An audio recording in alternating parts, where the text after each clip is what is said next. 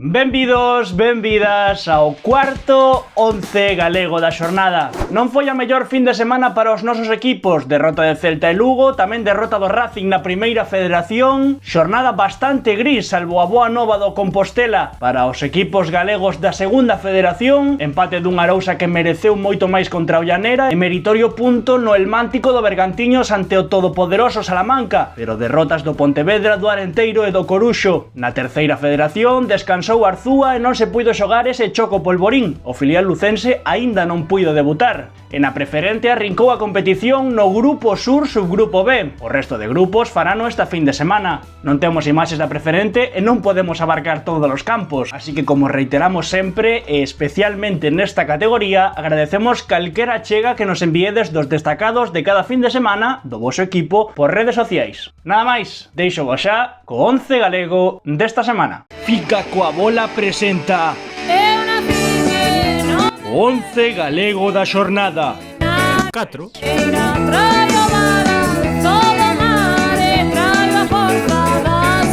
O esquema 5-3-2, a liña de 3 en Fica coa bola non se negocia. E na portería tivemos moitísimas dúbidas. Falamos coa lupa de Cicodini, gran amigo da Canle, e destacounos a actuación de Santi Canedo no empate do Bergantiños. Tamén Sereiros do Compos faláronos moi ben da actuación de Pato Guillén. O Iván Villar, que debutou co Leganés como titular e foi chave nesa primeira vitoria dos pepineiros na Liga. Pero ao final fixemos unha enquisa en Twitter e entre todos decantámonos por terceira semana consecutiva polo bailarín Ian Mackay. A semana pasada e anterior destacábamos a súa capacidade de concentración en partidos nos que apenas tivo que intervir, pero aínda así sacou mans decisivas que axudaron o Dépor a levar os 3 puntos. Pero é que esta semana foi máis alá, entre ele os 20.000 xeareiros de Riazor, que por certo é envexable esa cifra, suxeitaron a un Dépor que sufriu bastante contra un dos cocos deste grupo primeiro, o Badaxoz. Ata 6 paradas decisivas do coruñés na segunda metade, completamente diferencial Ian Mackay. E fiando co partido do Dépor, hoxe imos comezar por o lateral esquerdo,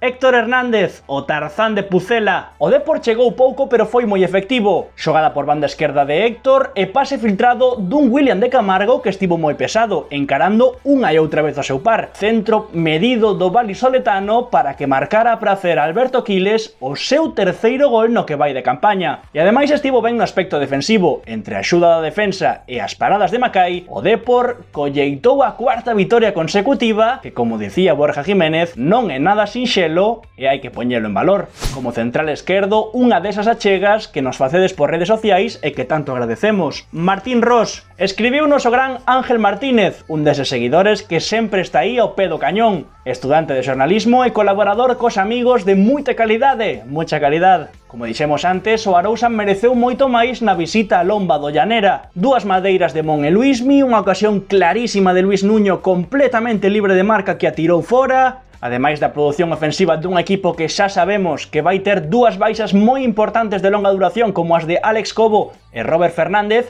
hai que destacar a súa capacidade defensiva. Aínda non encaixou gol, 7 puntiños e os Javi Fontán, Campillo ou o propio Martín Ros teñen boa parte da culpa. Se Ángel di que o lucense ex do Arenteiro foi o mellor nos de Surxotero, fiámonos e por iso ocupa ese posto no central esquerdo. Como comandante na liña de centrais, case que de líbero o noso querido amigo Alberto Trapero. Despois de debutar na primeira federación o ano pasado co Algeciras, este ano dende Galicia non se lle amosou o cariño que merece en formato de ofertas e rematou fichando polo equipo da Terra do Xamón, que por certo, prometeunos un para o Nadal. O Guijuelo milita actualmente na terceira federación e acadou esta fin de semana a primeira vitoria da temporada contra o Arandina. Como non vimos o partido, preguntámoslle directamente. E como non se caracteriza por ser un deses tipos que non ten a boa, un chulepas, ímonos fiar do que di. Hoxe fixen bo partido, estivemos moi serios atrás e mantivemos a portería 0, así que moi contento. Alberto Trapero, agardamos incluílo moitas máis veces neste 11 galego.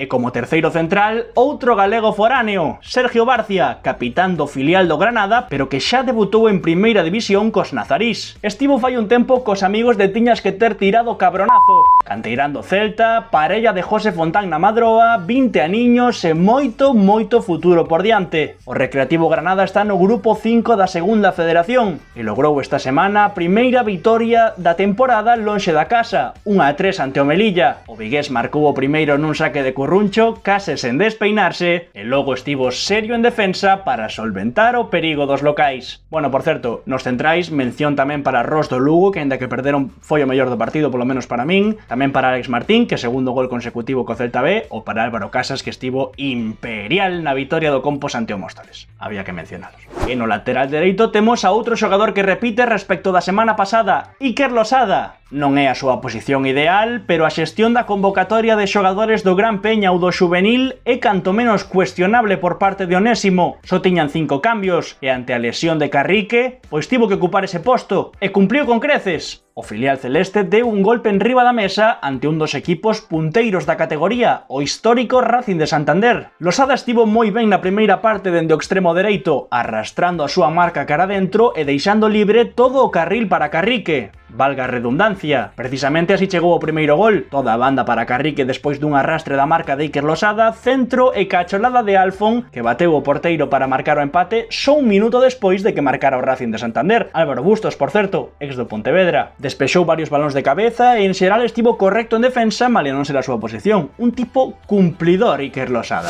No medio campo, 2 pivotes e un mediapunta, e no lado esquerdo temos tamén a un xogador que pon o por 2 no 11 galego da xornada, o gran amigo da canle e nigranés, Santi Comesaña. Bo comezo de Liga do Rayo Vallecano que asoballou no derbi madrileño 3-0 o Xetafe. E ademais, o Tigre Falcao sumouse ao convite. Santi estivo ben no que fai sempre, nese papel de Típex en transición ataque-defensa, correcto a corte, ben en prolongación da saída de balón, e en definitiva típico partido moi completo que adoita pasar desapercibido do gran Santi Comesaña. E no outro pivote, outro xogador que nos comentachedes moito por redes sociais, Pablo Antas. Que grande o Compos, vitoria 3-1 ante o Móstoles no segundo partido consecutivo na casa, e líderes en solitario do grupo galego da Segunda Federación. 7 puntiños de 9 e polo de agora calando boca dos que os puxeron fora do playoff.